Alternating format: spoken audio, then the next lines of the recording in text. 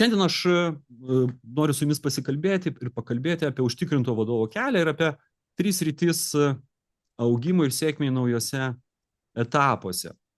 Ir žinot, prieš pradedant galbūt čiate būtų labai faina, jeigu jūs parašytumėte, kam jūs save priskiriat. Ar jūs save priskiriat prie vadovų ir lyderių, vadovių lyderių, ar prie coachingo specialistų, besimokančių, besidominčių coachingų, tikriau nesančių roliai vadovų ir lyderių. Jeigu esat vadovai ir lyderiai, parašykit, prašau, čiate raidelę A, jeigu esat coachingo specialistai, raidelę B, ir aš plius minus žinosiu labiau, kur link galėčiau kreipti mūsų pasikalbėjimą. Matau, aišku, Aistė B, aišku, B, Paulina, A, B, ok. Žinot, dabar kaip matau, tai mano bent jau čiatas rodo, kad mes apylygiai daugiau mažiau esame, tiek vadovų ir lyderių, tiek coachingo specialistų. Dar vienas klausimas jums būtų, AB, aišku, Ryta, AB.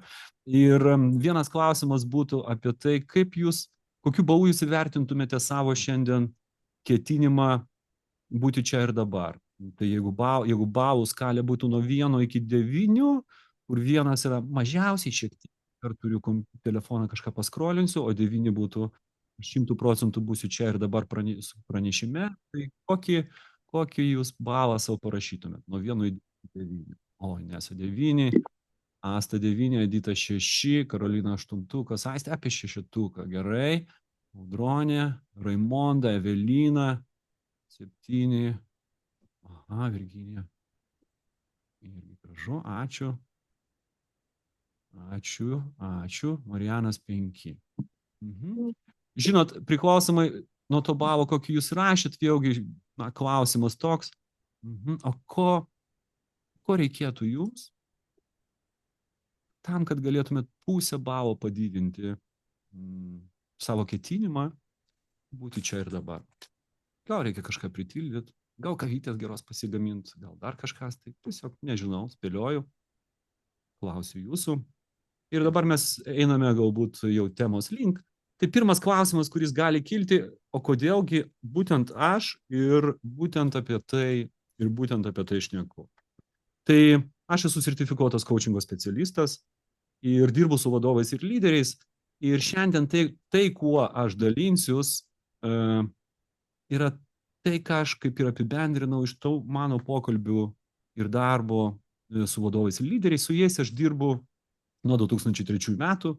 2003 metais pradėjau dirbti mokymų pagrindų ir daugiausiai dirbau su vadovų ir lyderių komandom mokymuose.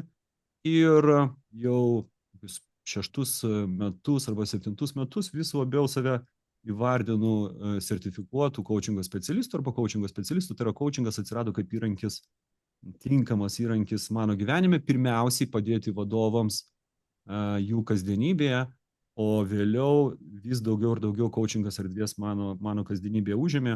Šiuo metu dirbu labai dviejopom režimu, 50% laiko plius minus skiriu individualiom coachingo sesijom, nuo 20 iki 30 vadovų nuolatos, su kuriais dirbu, šiuo metu yra 22 vadovai, ir likusius 50% laiko dirbu su vadovų komandom, ar tai būtų mokymai, ar tai būtų komandinio coachingo sesijos, ar tai būtų strateginio planavimo sesijos. Tai viską, ką šiandien pasakysiu, yra apibendrinimas tos patirties, kurią aš esu sukaupęs darbe su vadovais.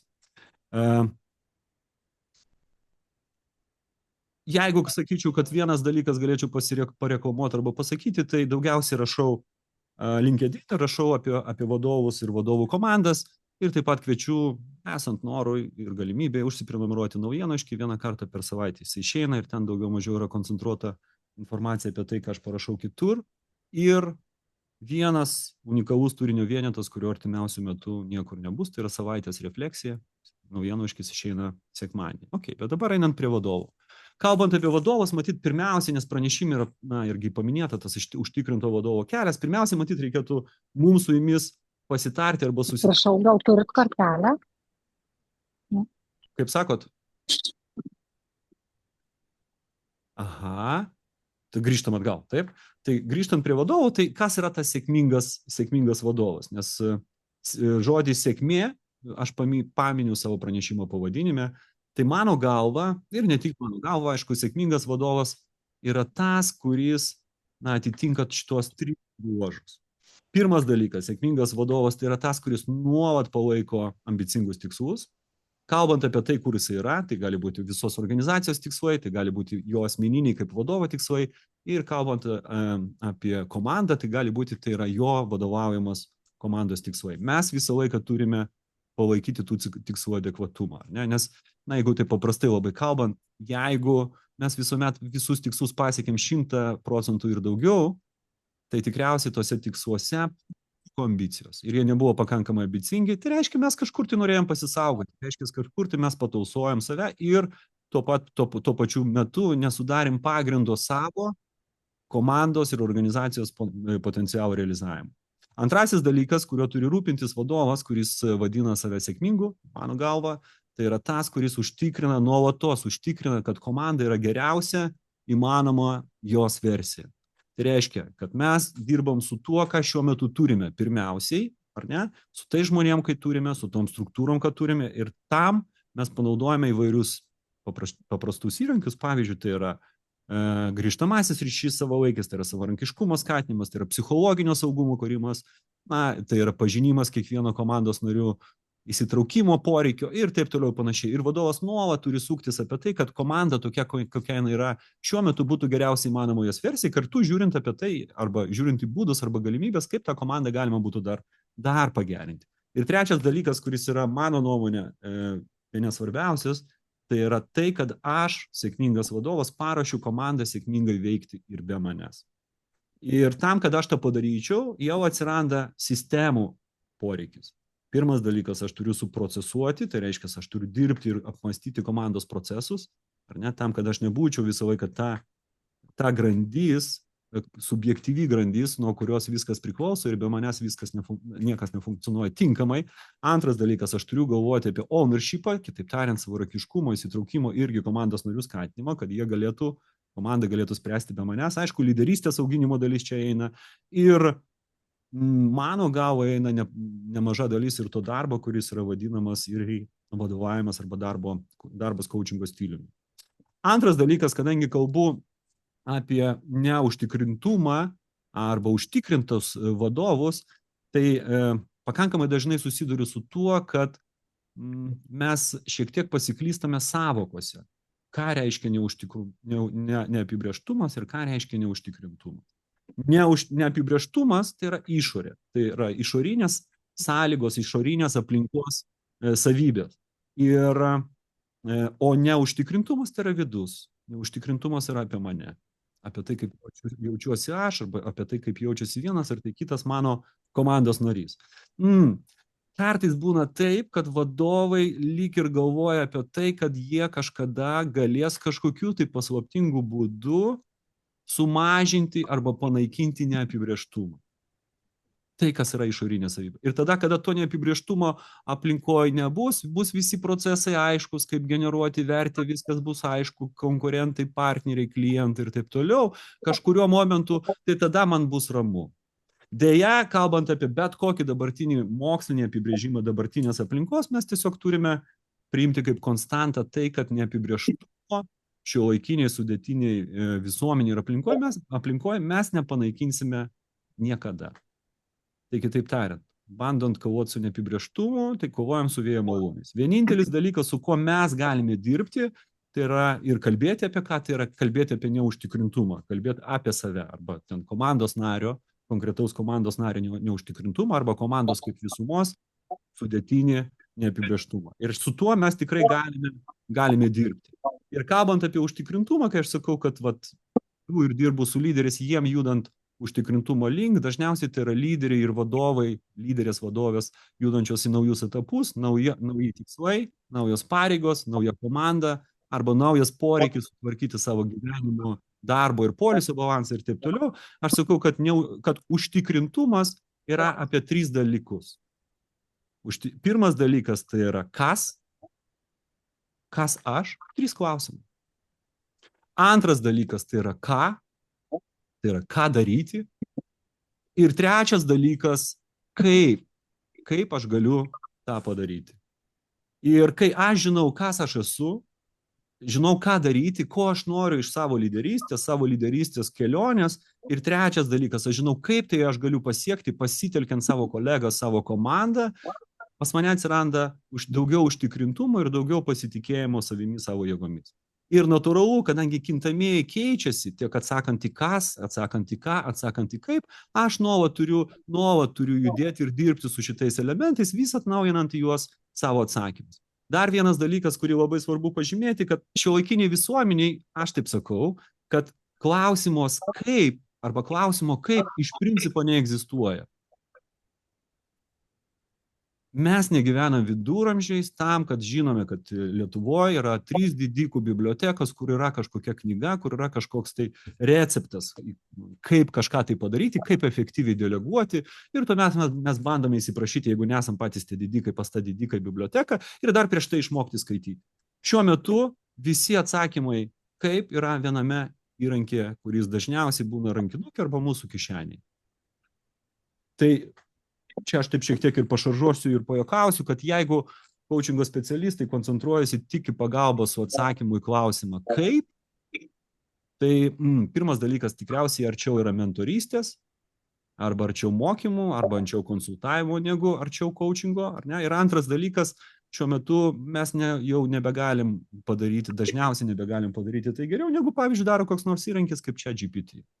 Tai 2 klausimai, su kuriais aš dirbu, padedant vadovams judėti užtikrintumo link, dažniausiai yra kodėl ir ką. Ir tai yra tie tikrieji klausimai, į kuriuos atsakę mes jau surasim, arba žinosim, kur surasti atsakymą į klausimą kaip. Pagrindinės iššūkis, kuo aukštesnio lygio vadovas yra, tuo daugiau jisai visur yra buvęs, viską žino, visko dalyvavęs, kitaip tariant, aš turiu atsakymą į klausimą kaip, arba žinau, kaip paprastai jį gauti, aš žinau, bet nedarau. Tai pagrindinis dalykas, su kuriuo reikia rekontraktuotis, reikėtų dirbti, tai yra su atsakymu į klausimą, kodėl ir ką reikėtų daryti. Ir kaip aš pakeisiu savo elgsenos modelį tam, kad gauti kažkokius rezultatus. Dar vienas dalykas, kuris yra svarbus, kalbant ypatingai apie vadovų dalį, jį labai gerai iliustruoja 2019 metais atliktas Forbes tyrimas, man atrodo, prieš porą metų HR konferencijai buvo pristatyti rezultatai, labai skaidriai gera, man labai įsiminė. Tai yra tai, kad 2019 metais 30% vadovų paklausti, ne vadovų, darbuotojų paklausti, pasakė arba patvirtino, kad mielai pakeistų savo CEO robotų. 2019 metai, dar iki vadinamos ChatGPT revoliucijos ir visos kitos, žmonės pasakė, kad CEO man reikalingas tiek pat, kiek robotas galbūt net našiau ir viską ir geriau daro. Tai ką tai pasako mums? Tai pasako, kad tokie vadovai, kuriuos mielai pakeistų robotų, tikriausiai, kad kažką daro ne taip, arba kažko nedaro. Arba kažko daro per mažai. Ir vadovams, dirbant su jais skirtingose formatuose ir besišnekučiuojant, aš visą laiką taip pajokaudamas taip sakau, kad jeigu mes norim, kad mūsų nepakeistų DI, mes turime didinti EI. Kitaip tariant, jeigu norim, kad mūsų nepakeistų dirbtinis intelektas, mes turime dirbti su emociniu intelektu. Ir tai yra mūsų didelis prioritetas ir nemažai klausimų, su kuriais aš susiduriu dirbant su vadovais coachingo sesijose, būtent yra apie tą EI taikymo dalį. Tai 3 ratai, kaip aš sakau, klausimas kas aš, tai yra aš, apie mane, klausimas ką daryti, tai yra apie lyderystę, ir klausimas kaip, tai yra apie komandą, kaip įrankį. Dažniausiai mano coachingo sesijose apibendrintai praktiškai visus klausimus, kuriuos mes nagrinėjame, vienaip arba kitaip galima būtų įdėti į vieną iš šitų 3 ratų. Taigi, judam prie 1 rato, nes pažadėjau 3 sritys ir kiekvienoje srity pabandysiu jums pasiūlyti panagrinėjimui 3 klausimus. Tai 1 ratas yra aš ratas ir jame yra 3 klausimai, kurie man atrodo yra labai svarbus. Tai yra 1, kokios yra mano vertybės. 2 klausimas, kas yra mano prasmingas gyvenimas man. Čia labai svarbu mano man. Ir trečias klausimas, kokia asmeninė sistema man yra veiksmingiausia. Ir jeigu taip, labai paprastai pakalbėti, pirmą ir antrą klausimą, tą pirmą, kas yra mano vertybės ir kas prasmingas gyvenimas man, aš dažniausiai taip apjungiu, diskutuojant, apjungiu į vieną tokį dalyką, kad pokalbėjimas prasideda nuo ko? Kad mes dažniausiai nedarome to, kas mums nerūpi. Arba tai, kas mums atrodo beprasmiška, mes stengiamės vengti. Ir todėl aš, dirbant su vadovais, vienaip arba kitaip prieinu, anksčiau arba vėliau, prie klausimo apie tai, kokie yra tavo asmeniniai prasmingo gyvenimo tikslai. Tai yra dažniausiai ne pirma sesija, nes reikia sukurti pasitikėjimo ryšį. Ir kai jau tas ryšys yra, mes diskutuojam pakankamai atvirai, kai aš užduodu, arba kai mes diskutuojam apie šitą klausimą, nemaža dalis vadovų pasimeta. Jie nukipiaisina mane kažkokiais įmonės tikslais arba pasako kažką apie ten artimiausius metų, 2 metų tikslus, bet kas yra prasminga gyvenimo misija, kažkaip nekalba. Ir kaip. Ir aš manau, kad tai yra vienas iš pakankamai didelių iššūkių, tam, kad mes galėtume būti vadovais, mes pirmiausia turime atsakyti savo klausimą. Kodėl? Todėl, kad aš kaip vadovas arba aš kaip lyderis tai yra viena iš rolių mano gyvenime. Aš turiu žymiai daugiau identitetų, kitaip tariant, aš esu daugiau negu vien tik tai vadovas arba lyderis.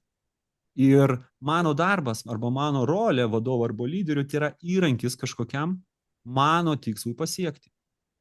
Kas yra tas tikslas? Ir būtent tas tikslas man siejasi bendrai su mano bendro prasmingo gyvenimo vizija. Kalbant apie dirbtuves arba pratimus, kaip tai padaryti, ar tai būna nepertraukiamas rašymas, aš bent jau darau, arba tai būna piešimas, tai dažniausiai galima būtų savo įsivaizduoti taip. Užduodam savo klausimą, jeigu šiandien būtų paskutinė mano gyvenimo akimirka ir aš guliu šezlonge savo Nidoje arba Nicoj, jūroj arba mariuose raibuliuoja saulutė, aš geriu šviežiai spaustas mango sultis ir toj turiu išeiti iš šito gyvenimo. Ir tie, kurie grįžo iš klinikinės mirties, yra tam istorijų pasakojimų tam tikrų, ir sako, kad dažniausiai prabėga visas gyvenimas prieš akis. Tarkim, kad taip ir atsitinka. Kokius vaizdinius aš turėčiau pamatyti tą paskutinę savo gyvenimo akimirką, kad aš galėčiau savo pasakyti. Žinai, Miroslavai, tu nugyvenai prasmingą gyvenimą.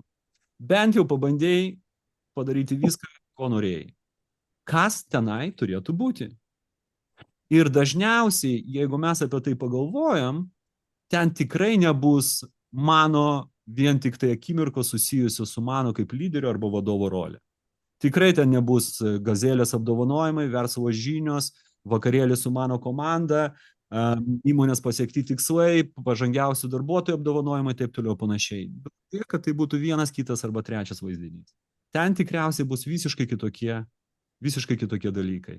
Mes kaip coachingo specialistai dažniausiai sakom, kad, arba naudojam tokį paprastą modelį, čia kolegės ir kolegos tikrai atpažins, 4S modelis, tai tikriausiai bus nemažai vaizdinių susijusių su santykiais, su akimirkom praleistais su man svarbiais žmonėmis. Tai bus dalykai susijęs su sveikata, kaip aš gebu džiaugtis tuo, ką turiu, tuo gyvenimu, kaip jį gyvenu, tai akimirkos gali būti, kurios yra susijusios su savirealizacija. Dauguma vadovų turi savirealizaciją, bet be jos mes tikrai turime dar kažką, kas mums kelia aistrą, tai ką mes su tuo darome. Ir ketvirtas dalykas, tai bus tie dalykai, materialusis mūsų pasaulis, daiktai įvairūs, arba ištekliai, už kuriuos mes tos daiktus galime įsigyti. Ir būtent šitų vaizdinių jų bus tikriausiai absoliuti dauguma. Ir nuotraukų iš mano darbo bus žymiai mažiau. Ir kai aš įsivaizduoju arba suvokiu, kokia šiuo metu, kaip man atrodo, mano prasminga gyvenimo vizija, aš suprantu, kad tą dalį dienos, kurią aš praleidžiu darbe, ir tie iššūkiai, kur praleidžiu darbe, nėra pats svarbiausias arba nėra bene svarbiausias dalykas mano gyvenime, kad tame yra dar žymiai, bent jau nemažiau svarbių gyvenimo dalių, žymiai, aš pasakyčiau, dar žymiai galbūt ir svarbesnių dalių. Ir tada vadovams, kurie aiškiai suvokia, kokia jų yra gyvenimo vizija ir prasmė, kokios vertybės, kyla poreikis 2 dalykam. 2 dalykus turėtų. Pirmas dalykas, tai yra turėti pakankamai laiko. Antras dalykas, tai yra turėti pakankamai energijos. Nes kai aš turiu pakankamai laiko, bet vos sugebu dašliaužti iki sofos, pasimti planšetę, telefoną ir įjungti televizorių, neturiu energijos, aš matyt neturiu pakankamai galimybių tai savo kitai nemažiau svarbiai gyvenimo dalį realizuoti. Ir lygiai taip pat galiu turėti daug energijos, bet neturėti laiko, taip pat negaliu savo tos gyvenimo dalies realizuoti. Tai būtent vadovų ir lyderių efektyvumas ir užtikrintumas prasideda nuo to, kad aš turiu žinoti, kas yra man prasmingo gyvenimo vizija ir kokios yra mano vertybės. Kai aš šitą žinau, aš galiu judėti tuomet link kitos dalies, link asmeninės sistemos, veiksmingos asmeninės sistemos sukūrimo. Tai trečias klausimas yra, kokia asmeninė sistema man yra veiksmingiausia. Tai aišku, kad mes dirbome su dviem dalykais, tai yra laiko planavimas ir energijos planavimas. Tai laikas yra planuojamas, mes negalime laiko nei didinti, nei kažkaip tai gausinti, ar ne? Tai dėl to, jeigu mes galim tik tai kalbėti apie laiko planavimą, ar ne?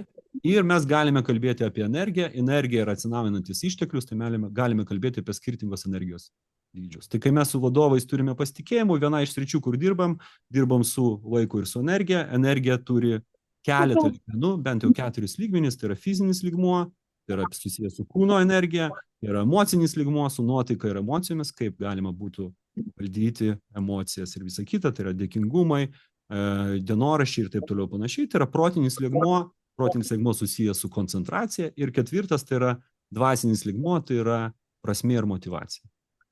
Tai vadovas, kuris siekia užtikrintumo, vienaip arba kitaip, turi susidėlioti savo būtent tokią planavimo sistemą, kuri apima tiek laiką, tiek energiją. Taigi, dar kalbant bendrai apie planavimą ir bendrai apie vizijų sudarimą, tai jos galima palyginti būtų su bonzo auginimu. 2008 metais aš gavau, išeinant iš kolektyvo vadovo pozicijos, gavau dovanų bonzą, iki šiol auginu, ir galima sakyti taip, kad vizijos planavimas gyvenime prasideda nuo ko? Pirmas dalykas, kad mes turime turėti galvoje kažkokį tai idealų vaizdinį. Šiuo atveju, mano atveju, tai yra idealaus bonzo vaizdinį. Ir kai aš turiu idealaus bonzo vaizdinį, aš pradedu su juo dirbti. Tai aš galiu tą patį bonzą lankstyti šakas, persodinti į kitą dirvą, galiu jį karpyti, galiu jį formuoti su vėlute ir taip toliau panašiai. Tai lygiai taip pat yra ir su vizija mūsų gyvenime. Pirmas dalykas, kurį mes turime turėti viziją, kas yra mūsų prasmingas gyvenimas arba mūsų prasmingas darbas, prasminga lyderystės pozicija. Ir po to iš to keltis tikslus ir iš tikslų, formuojant bonzą, turime formuoti savo kasdienius veiksmus. Taigi, judant toliau, dar kalbant apie tą asmeninį lygmenį, dar vienas aspektas, kurį pastebiu dirbant su lyderiais,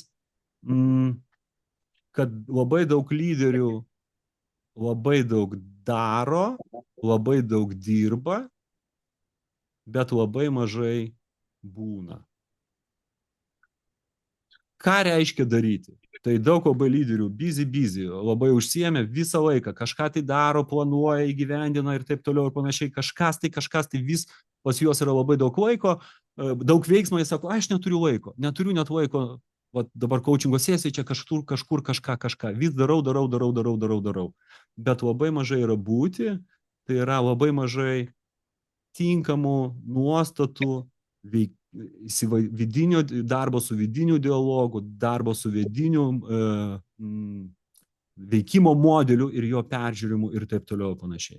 Kitaip tariant, jeigu mes labai daug darome, bet vis galvojame ir nesustabdome to vidinio dialogo mūsų galvoje, man nepavyks, man nepasiseks, aš negalėsiu, aš nesugebėsiu, tikriausiai to rezultato nebus tiek, kiek mes jo norime.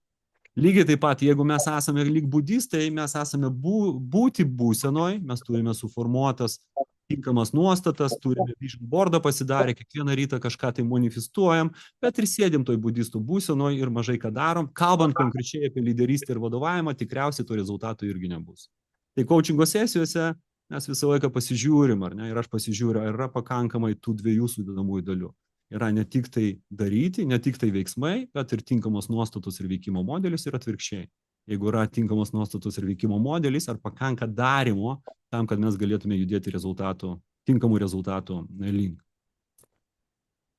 Taigi, pirmas lygmuo, Aš lygmuo 3 klausimai jums, kiekvienam iš jūsų pasvarstyti, kokios yra mano vertybės, koks yra mano prasmingas gyvenimas man, mano prasmingas gyvenimas man, susijęs 2 kartus mano paminėjimas, tai susijęs su tuo, kad nemažai mūsų bent jau kažkuriam gyvenimo etape yra gyvenę ne savo prasmingą gyvenimą, nemažai aš bent jau kurį laiką esu gyvenęs prasmingą gyvenimą, kuris yra mano tėvų prasmingas gyvenimas man, mano partnerės prasmingas gyvenimo man, dar kažko, kaimyno ir taip toliau ir panašiai. Tai atsakymas nuoširdus, autentiškas į tai, kas yra mano prasmingas gyvenimas, labai padeda mums judėti į priekį, nes tada mes turime pakankamai motyvacijos tam. Judame toliau. Antras ratas arba antras rytis užtikrintumui auginti, tai yra lyderystės rytis. Ir čia galima apibendrinti, kad vienaip arba kitaip per visas tas sesijas, kur aš dirbu su vadovais, mes kalbam vienaip arba kitaip apie 3 klausimus. Koks yra mano autentiškas lyderystės modelis, kokie yra mano lyderystės tikslai ir kokie yra mano pamatiniai veiklos principai. Tai kalbant apie autentišką lyderystės modelį, ypatingai jeigu vadovas jau turintis yra patirties ir turėjęs prieš tai vadovus, tai kaip viskas prasideda. Nemažai vadovų, su kuriais aš bent jau dirbu, pradeda nuo to, kad žino labai konkrečiai, kokių vadovų jie nenori būti arba kokių labai nori būti. Kitaip tariant, dažniausiai tai susijęs su jų pačių patirtim, su prieš tai buvusiais vadovais. Arba man jisai labai patinka, aš norėčiau būti kaip jis arba jį, arba man jį nelabai patinka, arba labai nepatinka, aš tikrai nenorėčiau būti kaip jis arba jį. Ir tai yra susijęs su tuo, kad tada mes, kai neatrandam vientisumo savyje, neatrandam savo autentiško lyderystės modelio, mes vaidiname. Ir nemažai vadovų, su kuriais aš dirbu, visą dieną atvaidinę, sako, žinai, Miroslavai, aš iš tikrųjų tai esu netokia arba netoks. Ir aš labai pavargstu kiekvieną dieną nešiotis tą kaukę, kuri vis sunkėja ir sunkėja, ir mano motivacija ir noras tą daryti mažėja. Tai, o kai mes atrandam savo autentišką lyderystės modelį, jisai susijęs su 4 klausimais. Pirmas, kaip aš užtikrinu veiklos kokybę. Antras, kaip aš man geriausiu būdu gebu įtraukti žmonės. Trečias, kaip aš geriausių būdų savo ir man priimtinu galiu komunikuoti su žmonėm. Ir 4, kaip aš gebu prisitaikyti ir reaguoti į tuos nuolatinius pokyčius, kurie vyksta. Tai yra 4 aspektai. Kai aš susidėlioju savo atsakymus, savo kelionės į kiekvieną šitų aspektų, tokie, kurie tinka man, tokius kaip tinka man, atsiranda daugiau vientisumo. Kitaip tariant, atsiranda mažiau vaidybos, aš daugiau galiu būti lyderiu ir lyderė savimi ir tuo pat metu pasiekti tinkamų rezultatų. Ir automatiškai sumažėja įtampos. Antras klausimas yra susijęs, kokie yra mano asmeniniai lyderystės tikslai. Su nemažai vadovų, su kuriais aš esu dirbęs arba dirbu šiuo metu, jų asmeniniai lyderystės tikslai neretai būna platesni negu jų dabartinės pareigos arba dabartinė organizacija, kurioje jie dirba. Tai kai aš aiškiai identifikuoju, kokie yra mano asmeniniai tikslai ir kokia yra mano asmeninė lyderystės kelionė, tik tai tada aš galiu sąmoningai tą kelionę judėti. Kitaip tariant, jeigu aš šiuo metu esu vienose pareigose, noriu būti kitose, aš galiu susiplanuoti kompetitingai ir aiškiai planuoti žingsnius, tiek ką aš turiu išmokti ir žinoti, tiek kokių veiksmų aš turėčiau imtis.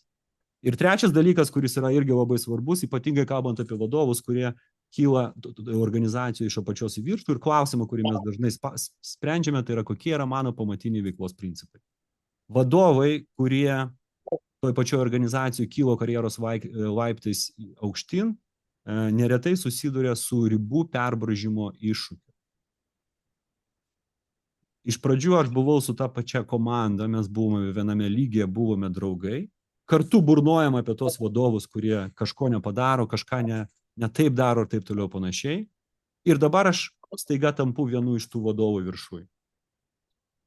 Ir tas geštaltas, kurį reikėtų uždaryti, tai yra perbraižyti ribas su tais žmonėms, su kuriais tu iš pradžių buvai vienam lygmenį, buvote draugai, kartu kažką tai darėte, burnojate ir taip toliau kalbinėjate, o dabar aš tampu vadovu. Nemažai įtampos tame kyla ir dalis vadovų pasirenka paprastesnį šiek tiek kelią, kad su ta savo vadinama hebra Aš tada pabūnu tas ir toliau būnu toks, koks aš esu, tai yra leidžiu jam šiek tiek daugiau negu likusiems, o ant likusių aš tai realizuoju savo lyderystę 120%. Ir kas atsitinka? Atsitinka įtampos, atsitinka konfliktai ir tai yra tas šaukštas deguto, kuris ir gadina bačko medaus. Nes kiekvienas žmogus turi įgimtą teisingumo principą ir mato, kai vadovas elgesi neteisingai.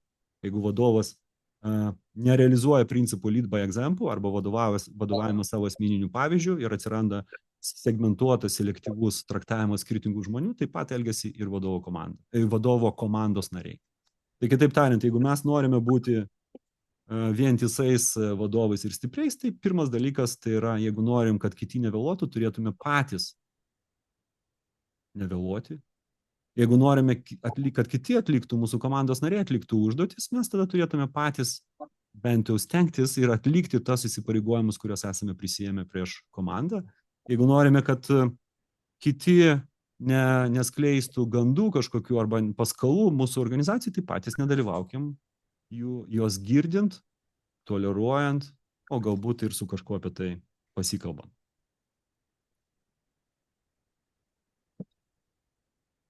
Taip, judam toliau. Dar kalbant apie motivaciją ir kaip tai pirmoji dalis, kur yra aš, kaip jinai susijusi su lyderystė. Aš vadinu tai stebuklais ir tikrai stebuklai tiek manyje kaip vadovė, tiek komandoje vyksta tada, kada aš aiškiai suvokiu, kaip mano darbas organizacijoje arba konkrečioj komandai, konkrečioj pareigybei yra susijęs su mano asmeniniais tikslais. Tai tam yra reikalingi 3 dalykai. Pirmas dalykas, aš turiu aiškiai žinoti, kokie yra mano asmeniniai tikslai, apie juos mes jau pakalbėjom. Antras dalykas, aš turiu gebėti atsakyti į klausimą, kokie yra mano organizacijos tikslai, mano pozicijos organizacijų tikslai, kuriuos aš šiuo metu užimu. Ir trečias dalykas, aš turiu aiškiai suvokti, sugebėti sukontraktuoti savo asmeninius tikslus ir organizacijos tikslus. Kitaip tariant, kur aš žinočiau, kaip tai konvertuojasi organizacijos tikslų pasiekimas į asmeninių tikslų pasiekimas. Kai tai įvyksta, tuomet žmogaus nereikia stumdyti, spardyti, prašyti, maldauti, ieškoti motivacijos. Aš natūraliai tai suvokdamas, rekontraktuodamas, aišku, atnaujinamas nuolatos, aš natūraliai galiu sąmoningai veikti ir būti įsitraukęs. Kai mes sugebam šitą procesą padaryti su savim, mes aišku, kad galime tą procesą atkartoti su kiekvienu komandos nariu, nes be žodinio ir be rašytinio kontrakto su kiekvienu komandos nariu, tai yra pareigybinių nuostatų ir darbo sutarties pasirašytos arba paslaugų sutarties, nesvarbu, natūralu, kad egzistuoja žymiai platesnis kontraktas ir jisai yra, aš bent jau jį pavaizduoju taip, kaip jisai pavaizduota šitam paveiksliukui. Ir mes turime gebėti padėti savo komandai irgi savo komandos nariams sukontraktuoti organizaciją, sukontraktuoti konkrečią komandą ir sukontraktuoti konkrečią užduotį. Jeigu mes sugebame tai padaryti su savim, sugebėsim tai padaryti ir su komandos nariais. Taigi, antras rytis augimui, tai yra mano lyderystės augimas ir suvokimo augimas. Ir tam yra 3 klausimai, kuriuos aš rekomenduoju irgi pasinagrinėti. Koks yra mano autentiškas lyderystės modelis, kokie yra mano lyderystės tikslai ir trečias, kokie yra mano pamatiniai veiklos principai. Judam link trečios dalies, tai yra komandos dalies. Ir komandoje vėlgi yra dar 3 klausimai pasvarstymui. Tai yra pirmas, kokios mano lyderystės komandai labiausiai reikia dabar. Antras klausimas, kaip galėčiau sukurti tvariai veikiančią sistemą. Ir trečias klausimas, kaip galėčiau geriausiai auginti komandą ir jos narius. Šitoje vietoje iš principo darbą vadovo su komanda iliustruoju, aš bent jau pailiustruoju šitą nuotrauką. Ir pabandykime įsivaizduoti, kas vyksta šitame vaizdinyje. Yra 3 asmenys, kurie yra skirtingose šito kalno arba šito paveiksliuko skirtingoje vietoje. Pirmasis žmogus yra pačioje kalno viršūnėje. Ir tas žmogus, kuris yra kalno viršūnėje, tiesiog sako kolegom, kurie yra žemiau, žinot, čia viršuje nuostabiai šviečia saulė, yra saulėta, aš matau puikų horizontą, matau kitus kalnus, matau ežerus, gyvenvietės, link kurių mes galime judėti, kitas keteras, čia taip yra smagu, tokie vaizdiniai ir taip toliau ir panašiai.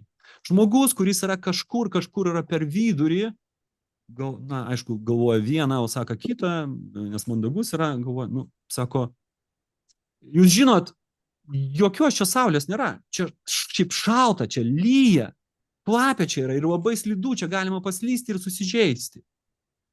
Ta žmogus, kuris yra apačioj, šitiem dviem iš vis atsako irgi, sako, koks kalnas, koks lietus, čia yra gudus miškas, tamsu, aš taką pamečiau, niekur negaliu nei pasukti, nei nieko.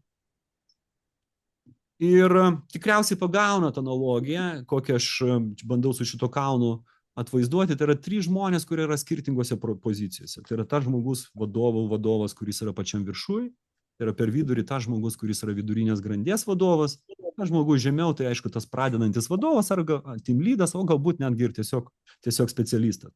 Ir kas yra labai svarbu, nei vienas iš šitų 3 žmonių nėra kvailas. Nei vienas iš šitų 3 žmonių nepasakė netiesos. Visi jie yra teisūs. Ir ta žmogus, kuris yra apačioje, jisai nekaltas, kad jisai yra mato tik tai mišką.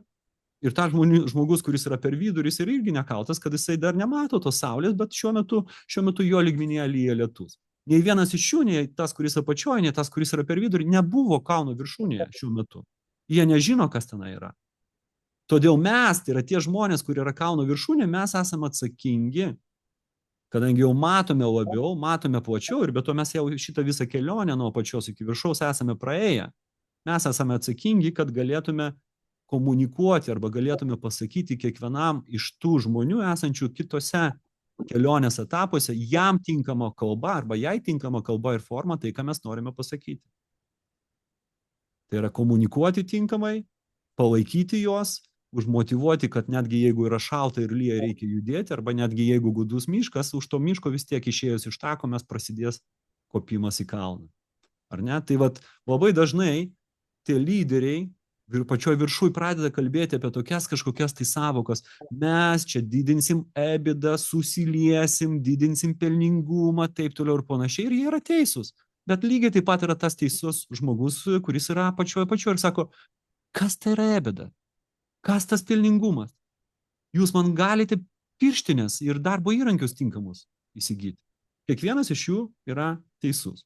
Taigi, judant prie kalno analogijos, aš turiu galvoti, būdant, kokioj pozicijoje aš dabar esu, kopiant į tą kalną, lyderystės kalną ir viršūnę, ir ko iš manęs šiuo metu komandai labiausiai reikia. Kokio mano vaidmens, ką aš turėčiau daryti. Ir kalbant apie bet kurį vadovą, iš principo, nesvarbu, kas jisai būtų, kokio organizacijoje, visi vadovai turi 3 pagrindinės veiklos sritis arba funkcijų grupės, kurias galima įvardinti. Taip. Pirmoji jų yra vadovavimas, tai yra bendrai darbo organizavimas, viskas, kas yra susiję su užduočių paskirstimu, ritmo atskaitomybės, delegavimu, formų užpildymu, taip toliau panašiai. Antroji dalis tai yra susijusi su lyderystė, tai yra kaip aš gebu motyvuoti komandą siekti aukštesnių tikslų, kaip aš gebu įtraukti komandą, komandos narius, jeigu reikia spręsti su santykiu susijusius iššūkius. Ir trečioji dalis tai yra aišku, kad tai yra ugdomoji dalis, kaip aš galiu ugdyti. Šiaip bet kuriam lyderiui nereikia per daug nieko pabaigti, neeiti kažkokius tai mokymus, yra 2 įrankiai, kurie yra labai svarbus, kuriais mes galime tiesiog ugdyti komandos narius, tai yra savalaikis grįžtamasis ryšys. Ir antras dalykas, tai aišku, kad tai yra one-on-one, reguliarūs one-on-one pokalbiai. Ir neretai nemažai vadovų sako, ir aš sakau, kad one-on-one pokalbiai ir grįžtamas ryšys turi būti savalaikiai. Ką reiškia savalaikiai one-on-one pokalbiai? Bent kartą per mėnesį. Nemažai vadovų sako, apie ką aš turiu kalbėti su tais savo komandos nariais. Kaip aš galiu jam, kam man kalbėti, mes ir taip sėdim prie vieno stalo, dirbam toj pačioj erdvėj, mes kalbamės ir matomės kasdien. Aha, jeigu vadovas kalbės ne tik apie tikslus ir rezultatus su savo komandos nariais, bet kalbės apie kompetencijas ir augimą, kurios yra būtinos, nes tam, kad pasiekti kitokių tikslų,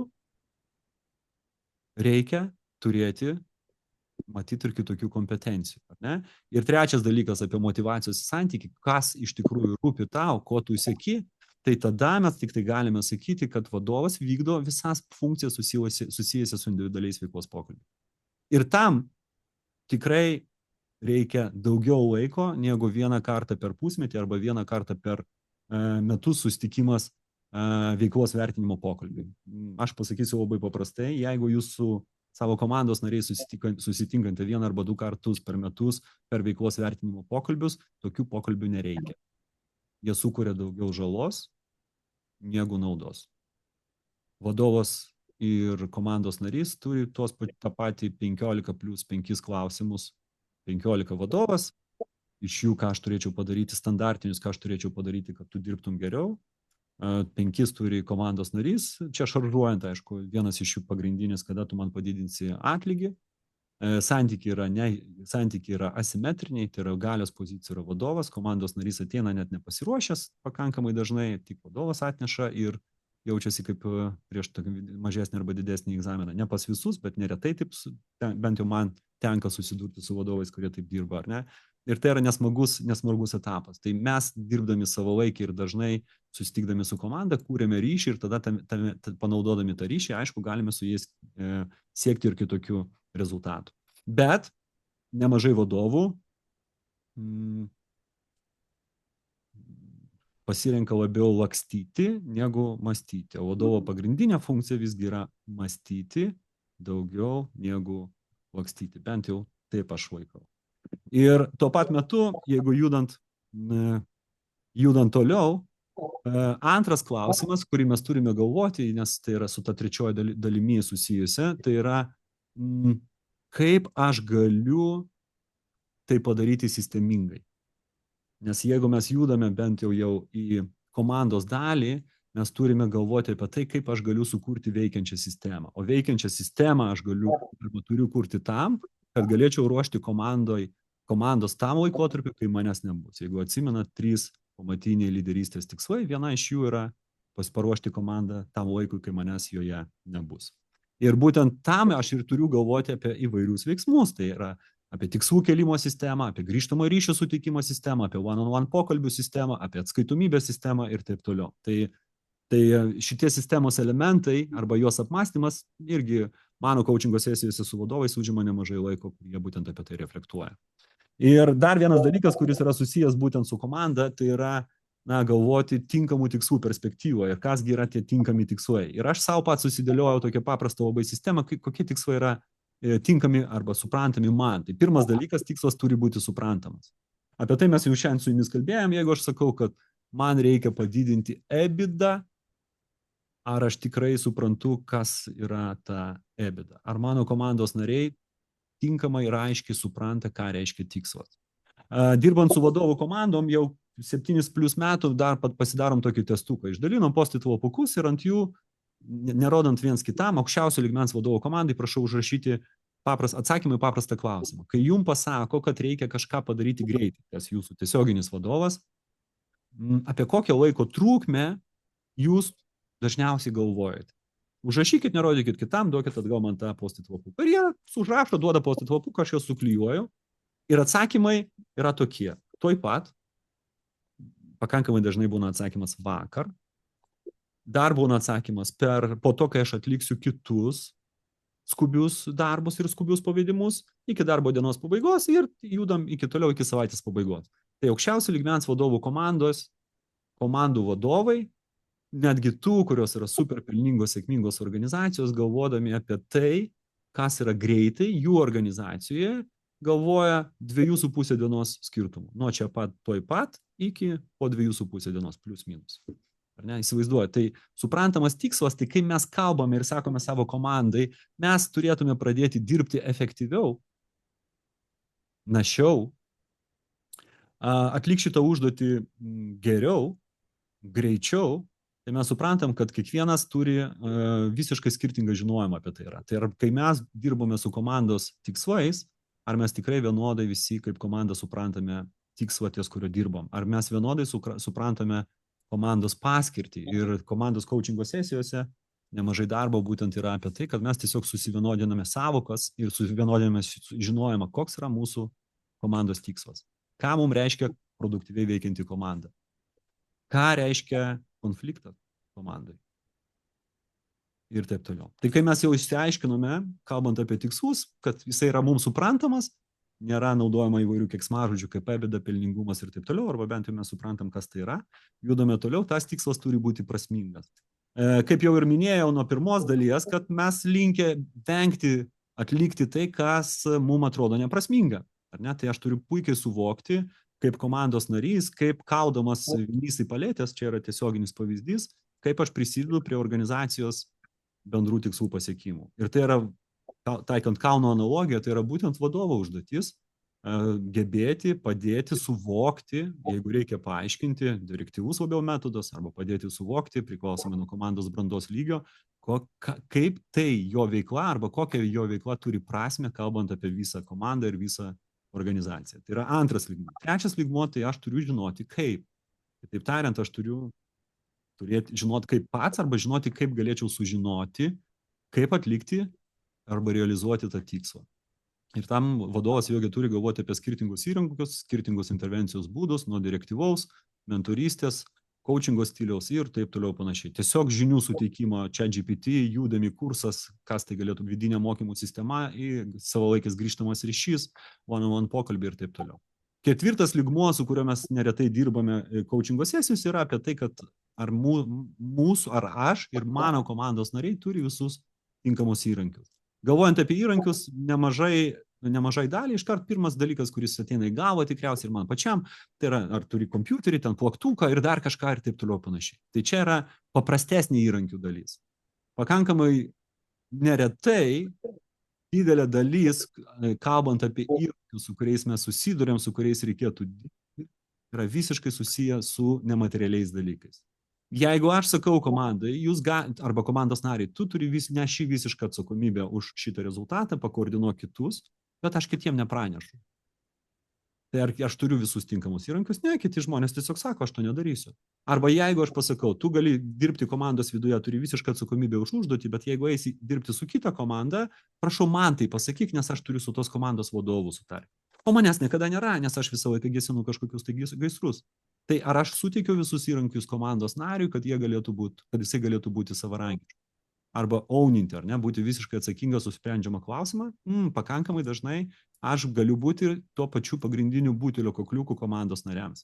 Tai komandų coachingo sesijos nemažai mes dirbame apie tai, kad ar jie turi visus įrankius, kurie reikalingi jiems tam, kad jie galėtų atlikti reikiamas užduotis. Ir paskutinis dalykas, penktasis, tai yra įsipareigoju. Ar aš įsipareigoju siekti tų bendrų tikslų? Užduočių nemažoj daly, bent jau kiek aš žinau, užduočių paskirstimo sistemų yra, nėra tos grafos. Tu priskiri užduotį komandos nariui ir jisai nebūtinai turi patvirtinti, kad jisai sutinka tą užduotį atlikti. Ir mano nuomonė tai yra blogai. Nes man kaip vadovui žymiai geriau ir svarbiau žinoti, kad komandos narys tikrai neketina tos užduoties atlikti, nes aš tada kaip vadovas, aš žinau, kad spręsiu problemas, aš kažkur tai pasiimsiu kitą žmogų ir tą iššūkį išspręsiu kitaip. Tai va, tai aš komandos coachingo sesijose neretai irgi dirbu su to įsipareigojimo klausimu, kad nors komandos susitarė, nors komandos nariams visiems ir aišku, ką reikėtų padaryti, trūksta to realaus įsipareigojimo. Ir mes dirbame ir klausime, apie ką tai yra, ką tai mums nori pasakyti. Ir paskutinė skaidrė prieš mūsų diskusiją, kaip tik ir laikas panašus. Jeigu mes kaip lyderiai judėsime kažkur tai kitur, negu judėjome iki šiol, mes susidursime su pokyčiais. Ir ne visi šitie pokyčiai mums pirmiausiai patiems ir mūsų komandos nariams bus tie malonus pokyčiai, laukti pokyčiai. Ar ne? Bus tų pokyčių, kurių mes ir galbūt nelaukiame arba vengiame. Ir kalbant apie pokyčius, man labai patinka Elizabeth Kubler-Ross modelis apie reakciją į pokyčius. Ir jūs tikriausiai puikiai žinote, kad jeigu pokytis yra netikėtas, nelauktas, nemalonus ir taip toliau, pirmiausia, daugelis žmonių ateina iš valdyboje, reikia pertvarkyti komandą, šokas, pirmas dalykas, antras dalykas pyktis, kaip čia, ir taip, ką tik tai sutvarkiau, ką tik pareigybės aprašym, čia vėl reikia kažką tai daryti naujo, po to pasipriešimas, ne, mes čia taip nedarysim, aš nesutinku ir taip toliau panašiai. To vadovas nueina, pavaikšto, nueina namo galbūt ir taip toliau panašiai, po kažkurio laiko, suvokia, aš noriu ir toliau dirbti šitoj komandoj, man patinka, pokyčių buvo, kažkaip susitvarkydavau, gal galiu ir čia kažkaip su šito susitvarkyti, aš pamažu pradedu suvokti, po to pradedu eksperimentuoti, ieško, galbūt galima padaryti taip, po to priimu ir ateinu į veiksmą, ar ne, ir sugalvoju vienokį arba kitokį veiksmą. Ir prieš tai aš atėjęs iš tos valdybos posėdžio, kai tik tai sužinojau informaciją apie tą pokytį, šoko būsinoje, atėjau ir komanda visą plėjau tulžym, jie ten nieko nesupranta ir taip toliau. Po dienos aš ateinu kitą dieną ir sakau, žinot, komanda, visgi mes čia galime taip susitvarkyti, visgi čia bus viskas labai gerai, va žiūrėkit, galim tą pabandyti, tą pabandyti ir tą pabandyti. O kodėl jūs tokie susiraukę? Tai aš taip labai paprastai, banaliai spekuliuodamas, jeigu taip atvirai juokauju, kad 80% iššūkių arba problemų, kurios vadovas sprendžia komandoje arba su komanda, yra būtent to paties vadovo veikos, tai yra veikimo arba neveikimo ir sukelti. Ir jeigu mes kartais labiau, ta pirma ta dalis, aš dalyje, kur aš sakiau, susidėlioju, sugebu dirbti su savo emocijomis ir su savo emocijų sistema, atpažinti emocijas ir pasirinkti labiau produktyvią reakciją tas emocijas, ar ne, tai aš galbūt ir sukelčiau mažiau iššūkių savo pačiam, po to motyvuojant savo paties demotyvuotą, neinformuotą arba dar kažkokią tai komandą. Nes emocinės reakcijos, tos, kuri vyksta, mes negalime kontroliuoti. Vienintelis dalykas kaip vadovai, apie ką mes turėtume galvoti, tai yra galvoti apie tai, kad mes galime kontroliuoti laiką. Mūsų tikslas pirmiausiai pačiam savo, pasižiūrėti, kiek aš leidžiu savo pabūti šokai ir pykti. Iki penktadienio 17:00, okei, pabūnu, bet po to judu jau veiksmo link. Ar ne? Ir antras dalykas, kai mes mokame tą daryti su savim, mes turime bandyti taikyti tą patį, dirbant su savo komandos nariais.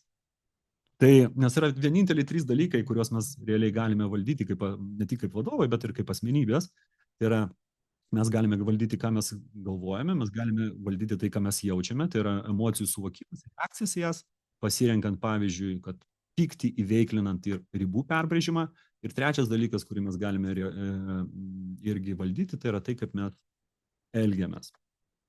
Nemažai vadovų galvoja, kad kažkurio momentu jie sugebės suvaldyti, sutvarkyti sistemą taip, kad jiem bus viskas aišku. Atsimenat, kalbėjome apie neužtikrintumą, neapibrėžtumą. Dar kartą pakartosiu. Mes turime orientuotis kaip vadovai ne į pokyčius, o į kismą. Į kismą kaip nuolatinę sistemos būklę. Mūsų gyvenime kaip vadovų pozicijoje, ar ne, niekada nebus taip, kad kažkas tai bus statiška. Visuomet kažkas tai keisis. VUCA arba kitokie modeliai paaiškinimo visos mūsų supančios kompleksinės aplinkos tiesiog tai patvirtinama, galit bet kurį BENI, VUCA arba bet kokį kitokį dabar populiarų modelį panagrinėti, visur yra išvados iš principo yra tokios pačios. Ir taigi, trečias ratas, aš tiesiog čia matau, kad lyderystė pažymėta netinkamai, padariau klaidą, tai iš tikrųjų yra kalbant apie komandą, tai yra 3 klausimai, kuriuos aš kviečiu jūs panagrinėti savo didesniam užtikrintumui, kaip vadovų ir lyderių, kokios mano lyderystės komandai labiausiai reikia dabar, kaip galėčiau sukurti tvariai veikiančią sistemą ir kaip galėčiau geriausiai auginti komandą ir jos narius. Taigi, kaip ir žadėjau savo pranešime, 3 sritys ir kiekvienoje iš sričių yra po 3 klausimus refleksijai. Refleksijai siūlau naudoti bent šitą tokį paprastą modelį, tai yra galvojant per 3 perspektyvas. Tai šviesoforo modelis, pirmas dalykas, tai yra stop, ko aš turėčiau nedaryti, kas jau žinau nebeveikia šiuo metu, raudona spalva, start, žalia spalva, ką privalau daryti, ko anksčiau nedariau, bet esu tikras arba tikra, kad tai suveiks. Ir geltonasis spalva, tai yra go, ką privalau tęsti ir dar stiprinti, kas jau šiuo metu žinau, kad veikia ir tiesiog turėčiau daryti dar intensyviau ir dar daugiau.